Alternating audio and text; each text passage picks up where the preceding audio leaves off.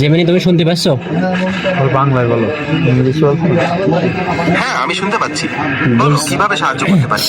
বলছি আমরা 5 জন চা খেতে এসেছি একটা দোকানে। বেশ, তারপর? 5 জনের নাম বলি, হ্যাঁ তুমি একটা ডিসিশন দিবে আমাদের। হ্যাঁ, বুঝতে পেরেছি। 5 জন বন্ধু মিলে চা খেতে এসেছো। হ্যাঁ, এখন এবার কি জানতে চাও? 5 জন বন্ধুর নাম বলছি, তুমি ভালো করে মনে রাখবা না। ঠিক আছে, বলো নামগুলো, আমি মনে রাখবো।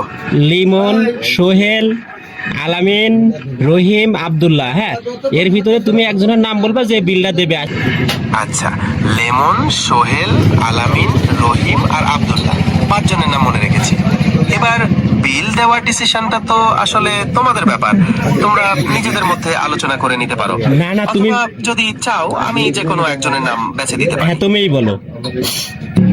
ঠিক আছে, তাহলে আজকের বিলটা আলামিন দিক।